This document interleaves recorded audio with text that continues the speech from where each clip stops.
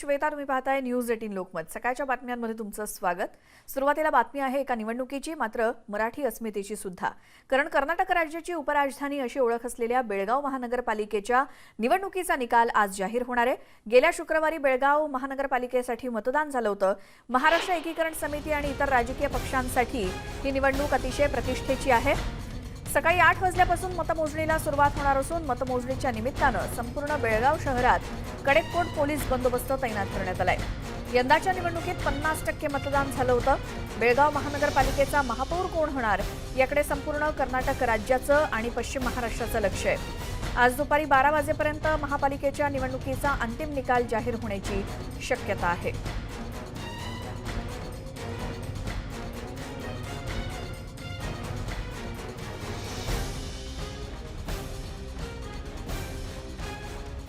थेट जाऊयात, आमचे प्रतिनिधी संदीप राजगोळकर आपल्या सोबत आहेत. संदीप, ज्यावेळी मतदान झालं होतं त्यावेळेला आपल्याला वेगवेगळी चित्र दिसलेली होतीच, आणि आता आज निकाल काय लागणार याकडे संपूर्ण महाराष्ट्राचं सुद्धा लक्ष आहेच. काय सविस्तर माहिती, काय अंदाज बांधले जात आहेत? नाही, एकतर महाराष्ट्र एकीकरण समिती आणि मराठी भाषिकांसाठी ही निवडणूक अतिशय महत्त्वाची असणार आहे असं म्हणता येईल. कारण मोठ्या चुरशीनं मतदान झालं, पण मतदानाची जर आकडेवारी पाहिली तर ती बऱ्यापैकी कमी होती. म्हणजे फक्त 50% मतदान जे आहे ते बेळगाव महानगरपालिकेसाठी झालं. गेल्या वेळेला म्हणजे 2013 साली 8 वर्षांपूर्वी ज्यावेळेला मतदान झालं होतं तो आकडा होता 75%, पण आता फक्त 50% मतदान झालेलं आहे. पण या 50%मध्ये मराठी भाषिकांचं मतदान मोठ्या प्रमाणामध्ये झालं असा एक दावा महाराष्ट्र एकीकरण समिती असेल किंवा मराठी भाषिक असतील त्यांच्याकडून केलं जातं आहे. ही निवडणूक अशासाठी वेगळी होती, एकतर राष्ट्रीय पक्ष म्हणजे भाजप, काँग्रेस, आप आणि JDS असेल किंवा MIM असेल, हे जे सगळे राजकीय पक्ष होते हे सगळे राजकीय पक्ष पहिल्यांदाच या निवडणुकीमध्ये उतरले. यापूर्वी बेळगावमधलं असं चित्र असायचं की मराठी भाषिकांच्या विरोधात कन्नड भाषिक आणि उर्दू भाषिक अशी तिरंगी लढत जी आहे ती पाहायला मिळायची. पण यंदा पंचरंगी लढत जी आहे ती बेळगाव महानगरपालिकेसाठी त्या ठिकाणी पाहायला मिळते. आणि अनेक नेत्यांच्या सभा झाल्या, अनेक मोठे नेते देखील या प्रचारासाठी आले होते. सगळ्यांची प्रतिष्ठा देखील पणाला लागली आहे. पण कन्नड चॅनल्सनी काही हे आपल्याला जाणीवपूर्वक सांगायला लागेल खरं तर महाराष्ट्रातल्या प्रेक्षकांसाठी, कारण काही कन्नड चॅनल्सनी एक्झिट पोल जो जाहीर केला आहे त्यामध्ये महाराष्ट्र एकीकरण समितीलाच जास्तीत जास्त बहुमत मिळेल असं देखील त्यांनी जाहीर केलं आहे. म्हणजे आपल्याला माहिती आहे की इतर वेळेला कन्नड रक्षण वेदिका संघटना असेल, बेळगावचं जिल्हा प्रशासन असेल, बेळगावचं पोलीस प्रशासन असेल किंवा तिथली माध्यमं असतील, ही कायमच मराठी भाषिकांच्या विरोधात बातम्या देत असतात. पण त्यांनी देखील हे मान्य केलं की महाराष्ट्र एकीकरण समितीला कदाचित बहुमत मिळू शकतं. एकूण 58 जागांसाठी हे मतदान झालं होतं मोठ्या चुरशीनं शुक्रवारी. आणि आता साधारणतः म्हणजे काही मिनिटांनंतर 8 वाजल्यापासून मतमोजणीला सगळी सुरुवात होईल. सुरुवातीला पोस्टल मतदान मोजलं जाणार आहे आणि त्यानंतर मुख्य जी मतमोजणी आहे तिला सुरुवात होणार आहे. आणि या सगळ्या पार्श्वभूमीवर बेळगाव शहराला अक्षरशः पोलीस छावणीचं स्वरूप आलेलं असं म्हणता येईल. कारण कडेकोट असा पोलीस बंदोबस्त जो आहे तो संपूर्ण बेळगाव शहरामध्ये तैनात करण्यात आलेला आहे. कायदा सुव्यवस्थेचा प्रश्न निर्माण होऊ नये याची संपूर्ण जी खबरदारी आहे ती जिल्हा प्रशासन आणि पोलीस प्रशासनाच्या वतीनं घेण्यात आलेली आहे. आणि महाराष्ट्र एकीकरण समितीला जर 20 ते 25 पेक्षा जास्त जर जागा मिळाल्या तर मात्र कदाचित महापौर जो आहे तो मराठी भाषिकांचा म्हणजेच महाराष्ट्र एकीकरण समितीचा होऊ शकतो. कारण मॅजिक फिगर जी आहे ती साधारणतः पाहायला गेली तर 27 आहे. मात्र इतर म्हणजे अपक्ष जे आहेत त्यांनी जर पाठिंबा दिला, MIM मधला एखादा नगरसेवक निवडून आला तो कदाचित मराठी भाषिकांना पाठिंबा देऊ शकतो. सगळ्यात महत्त्वाचं श्वेता हेच आहे की अधिकृत उमेदवार फक्त 21 आहेत. म्हणजे 58 जागांपैकी 21 जागांवर फक्त महाराष्ट्र एकीकरण समितीचे उमेदवार उभे आहेत. मात्र पुरस्कृत उमेदवार जे आहेत ते मात्र भरपूर आहेत. त्यामुळे पुरस्कृत उमेदवारांपैकी जर 5-6 उमेदवार निवडून आले तर मात्र नक्कीच भगवा जो मराठी अस्मितेचा प्रतीक समजला जातो तो भगवा बेळगाव महापालिकेवर फडकू शकतो. बरं श्वेता. संदीप, 76 साली बेळगाव महानगरपालिकेची स्थापना झाल्यापासून महाराष्ट्र एकीकरण समितीचा इतिहास काय आहे? नाही, इतिहास जर पाहायला गेला तर बेळगाव महापालिकेची स्थापना झाल्यापासून आजपर्यंत त्या ठिकाणी महाराष्ट्र एकीकरण समितीचाच महापौर झालेला आहे. आपल्याला माहिती आहे की 865 गावं ही अनेक वर्ष झालं महाराष्ट्रात येण्यासाठी झगडत आहेत. कानडी जुलूमशाही अत्याचार जे आहेत ते सहन करतात. बेळगाव, कारवार, निप्पाणी, बिदर, भालकीसह संयुक्त महाराष्ट्र झालाच पाहिजे ही घोषणा त्या ठिकाणी दिली जाते आणि ती मागणी करतच सगळ्या मराठी भाषिक त्या ठिकाणी अत्याचार जे आहेत म्हणजे कर्नाटक राज्य सरकारचा ती सहन करते.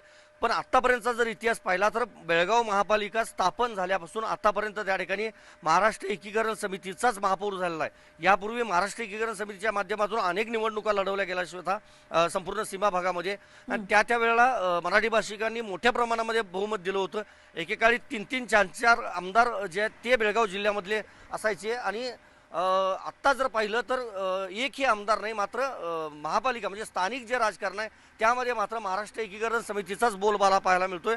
त्यामुळे आपल्याला आज साधारणतः 12 वाजेपर्यंत सगळा निकाल जो आहे तो स्पष्ट होईल आणि 12 वाजता आपल्याला समजू शकेल की बेळगाव महापालिकेचा महापौर कोण असणार.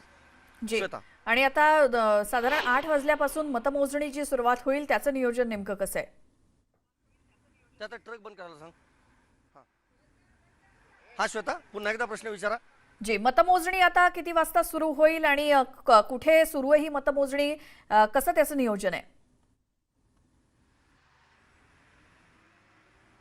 आणि साधारणतः 8 वाजता मतमोजणीला सुरुवात होईल. सुरुवातीला पोस्टल मतदान मोजलं जाईल आणि त्यानंतर इतर मतदान जे आहे ते मोजलं जाईल. साधारणतः जर परिस्थिती पाहिली तर अनेक ठिकाणी बहुरंगी लढत आहे. म्हणजे कोनवाळ गल्ली हा जो मराठी बहुल प्रदेश किंवा मराठी बहुल गल्ली म्हणून ज्या वार्डाला ओळखलं जातं म्हणजे तो प्रभाग संपूर्ण मराठी लोकांचा आहे. त्या ठिकाणी श्वेता जर पाहिलं तर 19 उमेदवार म्हणजे मराठी 19 उमेदवार निवडणुकीच्या रिंगणात आहेत. अशा पद्धतीनं अनेक ठिकाणी मराठी भाषिक जास्तीत जास्त संख्येनं उमेदवार म्हणून आहेत आणि काही ठिकाणी जर म्हणजे कोरे गल्लीसारखी जर परिसर पाहिला किंवा वॉर्ड पाहिला तर त्या ठिकाणी महाराष्ट्र एकीकरण समितीचा किंबहुना मराठी भाषिकांचा एकच प्रतिनिधी आहे म्हणजे एकच उमेदवार आहे. त्यामुळं मतमोजणीला कदाचित वेळ पण लागू शकतो. पण साधारणतः 8 वाजता पोस्टल मतदानाला सुरुवात होईल. त्यानंतर काही मिनिटांनंतर म्हणजे अर्ध्या 8:30 ते 8:45 नंतर मुख्य मतमोजणीला सुरुवात होईल आणि पहिले कल तर याला सुरुवात होईलच. मात्र साधारणतः 12 वाजेपर्यंत संपूर्ण चित्र स्पष्ट होण्याची शक्यता आहे की कुठल्या पक्षाला बहुमत मिळू शकतं किंवा महाराष्ट्र एकीकरण समितीचे नेमके किती नगरसेवक जे आहेत ते निवडून येऊ शकतात किंवा जे आघाडीवर आहेत ते येऊ शकतात. आणि महाराष्ट्र एकीकरण समितीसोबतच बसवराज बोम्मई जे नवनियुक्त कर्नाटक राज्याचे मुख्यमंत्री आहेत त्यांच्यासह DK शिवकुमार ज्यांना राजकीय म्हणजे राजकारणातला एक वेगळी व्यक्ती किंवा राजकारणात एक चाणक्य म्हणून DK शिवकुमार यांना संपूर्ण कर्नाटक राज्यामध्ये ओळखलं जातं जे काँग्रेसचे आहेत. अशा अनेक नेत्यांची प्रतिष्ठा जी आहे ती पणाला लागली आहे. मंगला अंगडी ज्या सुरेश अंगडी यांच्या पत्नी आहेत, त्यांचं कोरोनामुळे निधन झालं आपल्याला माहिती आहे. रेल्वे राज्यमंत्री होते केंद्रात सुरेश अंगडी, त्यांची प्रतिष्ठा पणाला लागली. आणि महत्त्वाचं हेच आहे की बेळगावमध्ये दोन्ही आमदार जे आहेत ते भाजपचे आहेत. त्या दोन्ही आमदारांची प्रतिष्ठा पणाला लागली आहे. त्यामुळे महाराष्ट्र एकीकरण समितीला नेमकं मराठी भाषिक कौल देणार का किंवा बेळगावकर नेमकं कोणाला कौल देतात हे आपल्याला 12 वाजेपर्यंत समजू शकणार आहे. जी संदीप, सगळ्या या माहितीसाठी धन्यवाद. आणि ज्यावेळेला हे कल आपल्या समोर येतील, निकाल समोर येईल.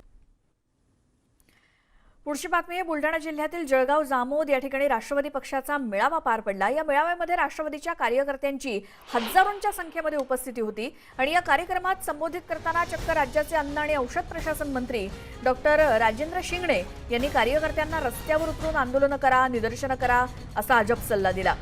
दरम्यान कोरोनाच्या संभाव्य तिसऱ्या लाटेची शक्यता कालच मुख्यमंत्र्यांनी वर्तवली. त्यामुळे सर्वांनी अजूनही काळजी घेण्याचं आवाहन देखील त्यांनी केलं होतं. मात्र राजेंद्र शिंगणे यांना मुख्यमंत्र्यांच्याच आवाहनाचा विसर पडल्याचं दिसलं. त्यामुळे अनेकांच्या भुवया उंचावल्या आहेत.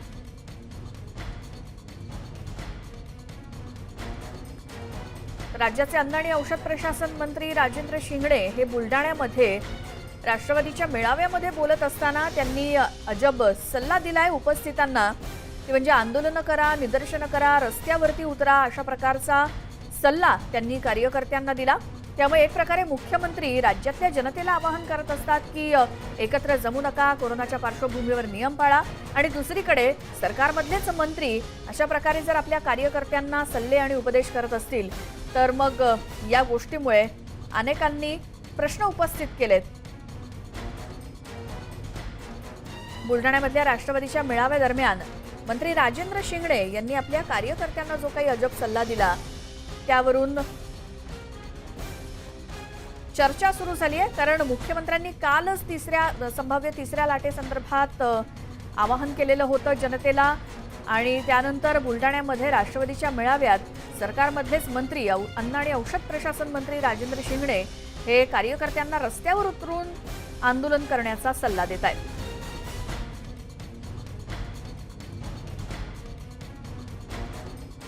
सत्तेमध्ये जरी आपण असलो तरी कार्यकर्त्यांना माझी विनंती की सरकारचं जर एखादं धोरण जर तुम्हाला पटलं नाही ना, तुम्ही आंदोलन करा. तुम्हाला असं वाटलं की आपलं सरकार आहे, आपण कसं आंदोलन करायचं, काही किंतु परंतु मनामध्ये ठेवायचा नाही. आपल्याला वाटलं की हे शेतकऱ्याच्या विरोधात आहे, हे शेतमजुराच्या विरोधात आहे, हे विद्यार्थ्याच्या विरोधात आहे, हे शिक्षकाच्या विरोधात आहे, हे ज्या आमच्या समाजामध्ये राहणाऱ्या घटकांच्या विरोधात आहे, तर निश्चितपणे आपण सुद्धा त्या ठिकाणी आंदोलन केलं पाहिजे. डोंबिवली पूर्वेकडील रामनगर परिसरामध्ये राष्ट्रवादीच्या कार्यालयाचं उद्घाटन आणि राष्ट्रवादीचा कार्यकर्ता मेळावा होता. यासाठी गृहनिर्माण मंत्री जितेंद्र आव्हाड हे डोंबिवलीमध्ये आले होते. कार्यकर्ता मेळाव्यात त्यांनी कार्यकर्त्यांना उद्देशून अनेक सल्ले दिले. असाच एक सल्ला कोरोना संदर्भात दिला, तो म्हणजे तिसरी लाट हलक्यात घेऊ नका, हा व्हेरियंट खूप धोकादायक आहे असं आव्हाडांनी सांगितलं. मात्र प्रत्यक्षात याच मेळाव्यात कोरोनाबाबत कोणत्याही नियमांचं पालन करण्यात आलेलं नव्हतं. सोशल डिस्टन्सिंग तर सोडाच, पण बहुतांश कार्यकर्त्यांना मास्कचा देखील विसर पडल्याचं दिसलं. सर्वसामान्यांवर कारवाईचा बडगा उगारणाऱ्या पालिका प्रशासन आणि पोलीस या मेळाव्यांवरती काय कारवाई करतात हे पाहणं आता महत्त्वाचं आहे.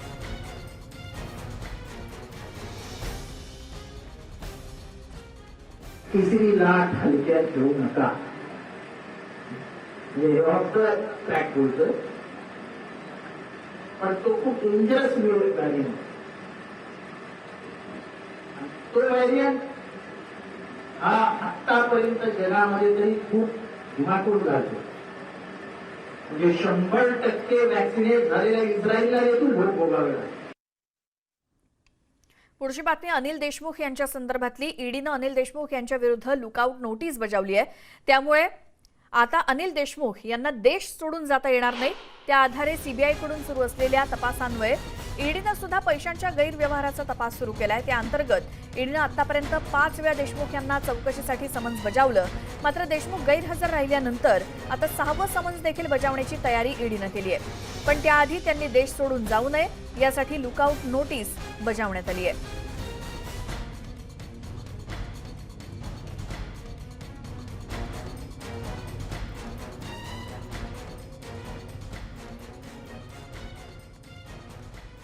जे करप्शन अनिल देशमुखने केलेलं आहे त्या प्रकरणामध्ये ईडीने लुकआउट नोटीस काढलेली आहे.